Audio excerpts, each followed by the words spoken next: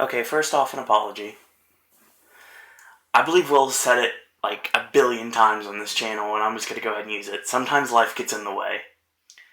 And things come up, and we're not able to do things when we'd like to do them. So we're sorry this is late. But it's still here, so I mean, you're getting 2 verses this week, so there you go. So, since you see these videos before you, you would know that our cryptic comment is Ghost. Ghost just seems to be the right thing to put these 2 movies together. So, it's House on Haunted Hill, which is the new version of House on Haunted Hill, or at least the newer version of the movie since it's forever long ago old. I think it's like 53 or something. Yeah, against 13 Ghosts. So, AJ? It's also a remake. Really? I didn't know that. Yeah. Interesting. So it's a battle of remakes. So AJ, take it away. Yeah, there were, I think William Castle is the guy's name, which is why it's Dark Castle, the logo. I did not know that. Yeah, so he directed both of the originals of these. I want to say Vincent Price was in both of them. I'm positive he was in House on Haunted Hill. I'm not positive he was in 13 Ghosts. I know he was in House on Haunted Hill, but I didn't know 13 Ghosts was an original movie. Yeah, they're the beginning in the kitchen with Tony Shalhoub's family. It's playing in the background on the TV. Nice. And I did not do that on purpose, folks. I have the original on DVD. I don't have the original 13 Ghosts because I prefer the original House on Haunted Hill. Mm-hmm.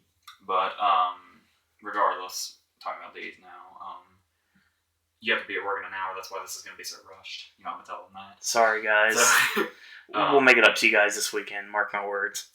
I'm going to go ahead and start with 13 Ghosts. Okay. Which I remember was the bee's knees when it came out. Yeah, it was. Like, this was like the pinnacle of gore at the time it came out.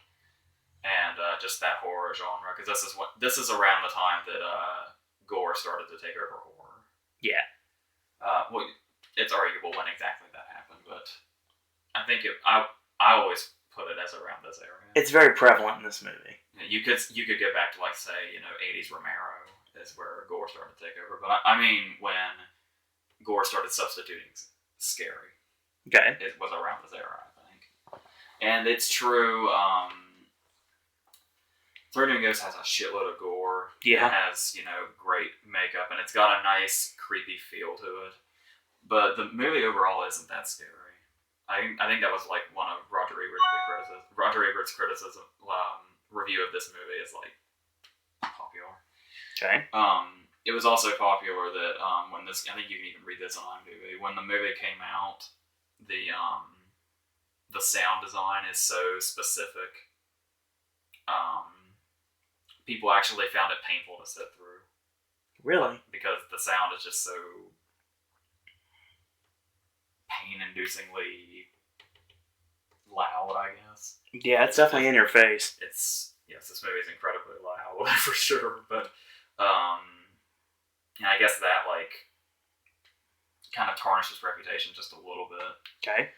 But, for the most part, I know it generally wasn't well liked by, like, critics and shit when it came out, but no. I believe horror fans and gorehounds kind of took to it. Even though it's, if you want to talk about the original, I believe the glasses you need to see the ghosts is pretty much the only thing that they took from the original. Everything else is totally different. If I remember correctly, I think the actual theater experience when the original came out was the audience members also had glasses, and like the characters, they could only see the ghosts if they were wearing them. That's cool. Like both movies, each one is set off by a rich character played by an Oscar winner. Mm-hmm. F. Murray Abraham in this one and Jeffrey Rush in this one.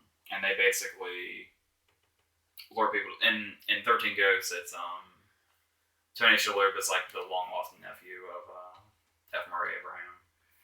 And Tony Shalhoub's just lost his wife in a fire, so he's lost everything, so he inherits this house. But it turns out that as Matthew Lillard informs us, that he is he's been collecting ghosts, and he has 12 now. We see him capture the 12 in the opening segment, which is a great opening segment. It's got that, a good creepy opening, and it sets a tone. And the gore is there too. I particularly like we see a guy pulled into a car, and it's set in a junkyard. We don't see what happens to him. We just see him pulled into the car, and then we see blood splatter all over the windshield from inside. And then there's the guy that's being pulled into like a hood of a car. It's almost like he's being eaten by it, and it just literally folds him in half, and then he just disappears inside. And that's where we learn Matthew Lillard is psychic. Like when he touches somebody, or when he touches, the ground where a bunch of dead people are, he just starts to see flashes of shit. Yeah. And that's where we get the first sign that Maria Abraham and I won't be able to be trusted, because he touches it and we see like the inside of the house. We don't know that yet when we watch it, but it's like the inside of the house and a shitload of money. And so something corrupt is happening. That's also where we meet in Beth Davis, who is like all. I don't really know what she is. I guess she's also a ghost hunter. Like she knows all this shit too. But then she ends up she's helping them. But then it turns out that she's like helping F. Murray Abraham's still alive, and he's actually, they need a 13th ghost, which will be Tony Shalhoub. He wants the sacrifice to his the house, as she says word for word. The house isn't a house; it's a machine. Mm-hmm. And basically, I don't know what the fuck. Basically, once the 13th ghost is sacrificed or whatever, F. Murray Abraham's gonna have like the power of God. I don't know. It's interesting. Regardless, but it does have, it has what House on Haunted Hill lacks. It has the memorable deaths. Yeah. Most particularly the lawyer played by J.R. Bourne. Where he's, obviously all the doors are glass, and they operate like the machine, and they close. And he goes down and he goes to get the money that's in the basement. And he pisses off the angry princess, who is the naked ghost that killed herself. He walks by her cell and he says, "Nice tits." And of course she's already angry because she's a ghost. Yeah, of course. And then he accidentally triggers something, I think, and basically all the ghosts are let out of the basement. They're let out of all their cells. And he starts to realize this, and the angry princess is like coming up to him, and he's like, "I'm sorry, I didn't mean it." And I think he says it's just blood your humor. And then he doesn't realize that he's backing up into a doorway, and they shut the door on him. Yeah. And it splits him in half, and the front half of him slides down, and you can see the other half of him still stuck to the other side of the door. It's fucking disgusting. It's intense, too. And, there's the whole F. Murray Abraham being thrown into the rings and being sliced up. His name is Cyrus. And the chapter on the DVD calls it Toss Cyrus Salad. That's awesome. The Matthew Lillard getting his back broken is pretty memorable as well. I suppose there's kind of like it kind of reminds me of The Shining, because there's a lot of going around in the rooms and not a whole lot happening for a while as the ghosts are slowly being introduced, and we see I think Bobby's his name, the kid, and he's going around all the halls on his scooter. And it does kind of give you a bit of a reminder of Danny on his big wheel in The Shining. My biggest complaint with 13 Ghosts is Shane Elizabeth. I have no problem with her at all. I think she can be really charming in the right role. But there's just something about her character in this movie that's just really, she's so annoying. Like, she's just overly giddy and happy constantly. I think it's supposed to be like a like a contrast, I guess. But I don't know why, but that character just really bothers me. She's just like nails on a chalkboard. But, yeah, even though it doesn't, not a lot of it is, I don't know. Some of these plot points are kind of like I said, I can't even, really tell you what the fuck is going on with why he wants the ghost and what exactly kind of power it gives him, or and what he's gonna do with this power. Something about making him rich, I guess, but he's already rich, so he squandered the family fortune. They say that. So yes, because it's a funny line when he says, "Yeah, we had a family fortune, and Cyrus squandered the family fortune." And Shane Elizabeth gets really happy, and she's like, "I didn't know we had a family fortune." And he's like, "Well, we don't. Cyrus squandered it." So,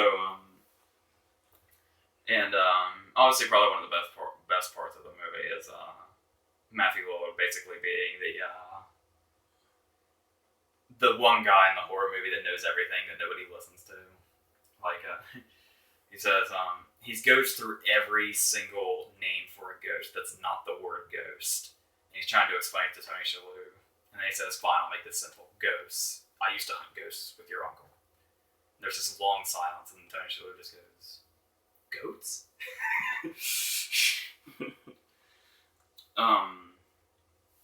One thing that's awesome that the movie really suffers from, that it shouldn't suffer from because they went through the trouble of doing it.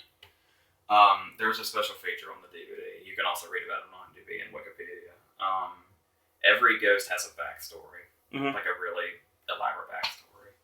That Emery actually narrates the little special feature. And they're really interesting to see how these ghosts, because they basically came up with the backstories just so the makeup artist had something to work with, which is a good, yeah, of course, way of working. But that never ever do any of these backstories, except for the whistleblower, who is Tony Shalhoub's wife. Obviously, she's one of them. The backstories aren't in the movie at all. No. And they do this. It's revealed a lot that Jean is one of the ghosts. So what I really think they should have done, the opening credits scene, you have this great opening in the junkyard. And then we go into this opening credits scene, and it's just them as a happy family. And then it's it's a nice little segment. It's the camera's revolving, and we're seeing like the inside of the house, and then outside through the window, and it's them playing like a family. And then we hear like the noise of the fire, and then we hear panic and chaos and all that. And then we see like the different places they live now, how it's not the house it was. It's this little thing from where that's all the money they had left to spend after the fire. Surely they could have done something with the backstories to make an awesome opening credit sequence. Yeah. Surely. If they're going to go to that much trouble to create one, I would say utilize it to someone who's not paying attention to special features on the DVD. Or do what House of Haunted Hill did. They have an awesome opening credit sequence. Yeah, they do. And then they do the backstory. And then we go into present day. True. But, I think this movie just would have really benefited if those, you could almost make like a 13 Tales of Terror, well, 12 in this case, a movie just by itself of these ghosts' backstories. Yep. And they didn't even use them. You don't know about them unless you've watched that special feature or you've read about it on Wikipedia. And that's like, they really could have used those. It's like, Are You Afraid of the Dark episodes or something, or Tales from the Crypt episodes. But they didn't use them at all. It's the only one that's kind of remotely there is when the Angry Princess killed herself, she wrote "I'm sorry" in blood on the floor. And for a split second, when that's actually a cool scene where Shane Elizabeth's in the bathroom and the glasses are sitting there, but nobody's wearing them. So the camera goes into the glasses and we see what's really there, and the whole bathroom is covered in blood. And the Angry Princess is sitting in the bathtub and it's covered in blood. And "I'm sorry" is written across the floor. Shane Elizabeth, of course, just sees a really nice bathroom. None of that, obviously. Of course. And when she turns on the sink and she starts to, splash water on her face, the water starts to turn to blood. And then just she's about to splash blood all over her face, she gets Tony Shalhoub comes in and cuts her off or something. So yeah, I still dig it. There is that one moment that's kind of jarring where like I said, the scenes aren't really that scary, but there's that one moment that's a little jarring where it's one of the ghosts, the first ghost is the kid with the arrow through his head. Mm. He was playing with a friend, and it's like shoot the apple off my head. That's what happened. And they're just kind of walking through the hallways just aimlessly, and Bethea just kind of points him out. He's just there, and he's just staring at them. If they had more scenes like that, but no, they mostly get their scares out of just the ghosts being themselves. Yeah. So whatever. I feel like I'm just brushing off, but seriously, I do like it, but it just had a lot more potential to work with that it didn't use. Yeah. That's the problem. Because they had a great tone. The writing isn't terrible. I mean, it's easy for a movie like this to have terrible writing, but it's not really that bad for the kind of movie that it is. So, House on Haunted Hill is most of House on Haunted Hill is awesome. Yes. I know the scene you love. Yes. That's what I love about that is we get fucked over so many times in the opening scene, and it's awesome. I know. I totally agree. Because he runs a theme park. Yes. A horror-themed theme park. And they're going up.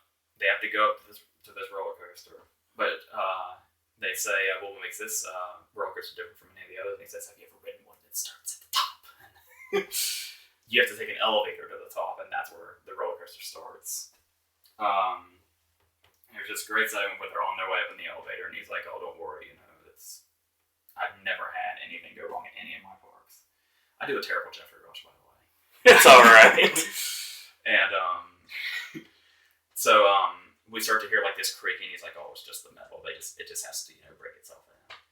And then the elevator starts to malfunction. And you can see, there's, like, a window at the top and bottom of the elevator. And the elevator starts to drop. And you can see through the window at the bottom and the top, they are starting to drop very fast. Mm-hmm. And you have the other guy's freaking out. He's, like, jumping as much as he can. Because they say when you're in an elevator, you have to jump right before you hit it. Maybe you'll survive. Yeah. And then, of course, that's just a monitor. Yep. And they've been at the top. And then he gets out, and that's the awesome shot of him pulling his glasses down and saying, now this is the actual scary part. And then it drives by. I think he says, now this is where it gets really scary, is the actual one. Yep. And then the roller coaster goes by him in the background. And then this, the whole roller coaster is an illusion because you have two different cars, obviously. You have the ones with the real people, and you have the ones with the dummies that people don't realize are just dummies. Mm. And so they're, the ride is going, and then one of the rails breaks, and the maintenance guy goes up to Jeffrey Rush, and he's like, oh, we got a problem. And the dummy car flies off the rails and into the abyss while the other people are seeing this. And Jeffrey Rush is just like, oh, what's the problem? And then we see the rail put itself back into place just before the real people go over it. And it turned out just one of the dummies was having a problem, is what the maintenance guy was talking about. That is an awesome coaster. And if you've never ridden it before, that is the Hulk at Islands of Adventure at Universal Orlando. And I love that ride so much. Yeah, obviously the movie never explains why it's fucking green. Obviously. Nope. I believe it's called Terra Incognita is what they call it in the movie. And normally I would get on a movie's case about that because that has nothing to do with the movie whatsoever. Because it's just to introduce his character. Yeah. And his sixth sense of humor. But that segment is just so awesome. Yes. I don't care that it doesn't belong. Nope. Not one iota. You could probably say it's one of the most thrilling scenes of the movie. Yeah. And they're not even at the house yet. We haven't even seen the house. Well, no, the opening is Dr. Vannicut is the main ghost. He's played by Jeffrey Combs, who is the Reanimator, which is worth noting. And of course, it was an asylum, and then they performed experiments on the inmates, like what they thought Shutter Island was. Yeah. And then, of course, the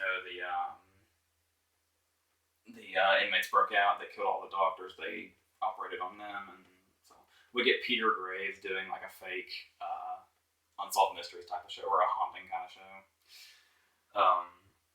It immediately just sets this like the opening shot of the house. Just where it is when it was the asylum. It just has this creepy like William Malone is the director's name. I don't know what else he's done. But just the creepy tone this movie sets from the very first shot is, the movie does start to fizzle out towards the end. Yeah. I never liked the concept that the house is literally like the house just does everything. Like the segment where the guest list for Family Jansen's birthday party gets changed 3 times. There's the real guest list that she wants. There's the guest list he changes it to. And then when he gets up and leaves, like when fucking Sweet Dream starts playing. Yes. The house comes through the electricity and changes the guest list. I don't know what the point was of him changing the guest list the second time. I suppose it's for that moment where they're they're hanging out in the room, and they're fighting. Of course, they're doing their banter, and Yeah. she says, "Well, what the hell? Those aren't the people I invited." And he says, "Well, that's a funny thing. Those aren't the people I invited either." Of course, they end up being they're the descendants of the doctors that worked at the asylum. Yeah. The house has lured them there so they can pick them off because those were the survivors of when the inmates came out and rioted. So I guess they're getting their family instead. And then there is Chris Kattan, whose dad owned the house and died in a freak accident. It's worth noting, I don't know the point of this. Chris Kattan's name is Watson Pritchett. He's the only returning character. Like, he's the only character that's in both movies. Okay. Except in the original, his name is Watson Pritchard. Big change. Couple others. And of course, Chris Kattan is basically what Matthew Lillard was in 13 Ghosts. Well, this came first, so it's actually reversed, but you know what I mean. He's kind of the comedy relief. He's the one that knows what's going on, but he's also, trying to warn everybody and get them out and stuff like that. Yeah. He's got the best lines too. Like, I believe the most famous line of the movie is, he's like, nothing's wrong here. It's just, people playing tricks on you. We can get out of here now. And then finally, the house is locked itself. Like, they go on lockdown. Like, the big metal things come down and just trap them all in. And then they're following Chris Kattan around, and they're like, I thought, this was okay, and everything, was just a joke. And he turns around and just says, you know what? I lied. The house is alive. We're all gonna die. There's a great line where he's having a glass of scotch. He's trying to get drunk just so he can, get through the night. Of course. And Taye Diggs, grabs his glass and then throws it across the room. And then he's just kind of trying to figure out what's going on. He says, well, where does that leave us now? And Chris Kattan says, all out of scotch thanks to you, ass. And, I suppose it's worth, the house doing everything thing for the line. Chris Kattan has a great delivery where he says something like, the house doesn't have feelings, the house doesn't have remorse, the house won't spare you. You know why? Because it's a fucking house.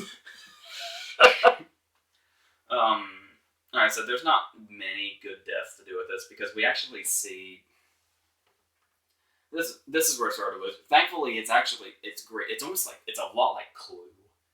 Because you have, all the dinner guests that don't know why they're here.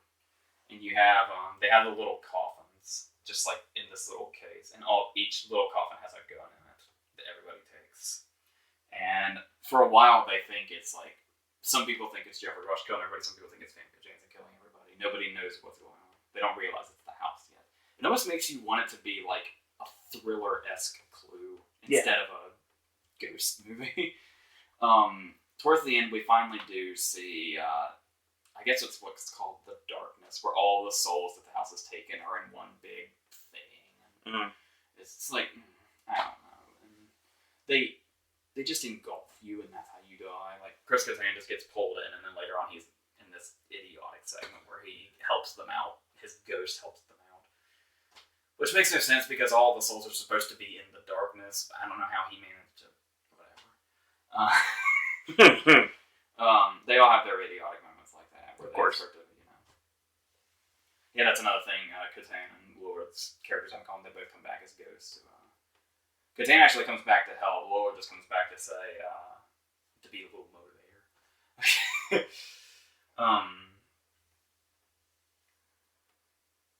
So, I think House on Haunted overall is more thrilling, even though it's not.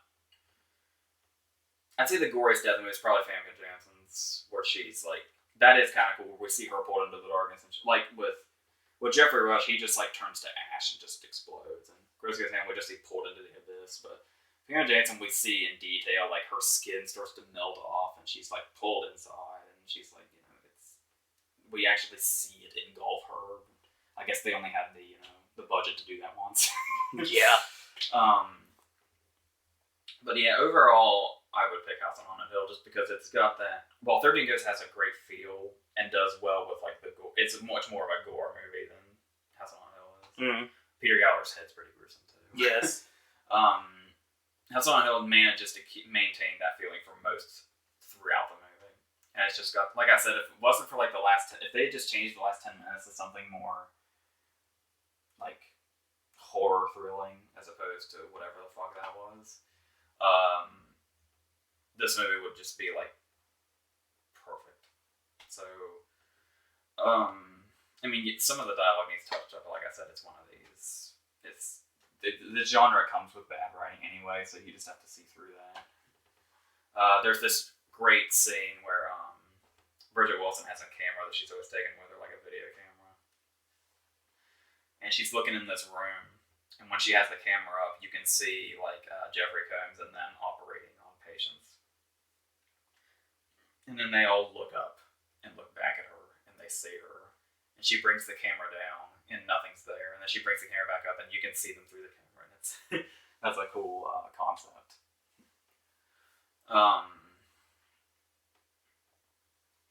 So yeah, I would because it has things that could be fixed, but for the most part, if it had a better last 10 or 15 minutes or so, House on Haunted Hill would be like probably much more revered than it is.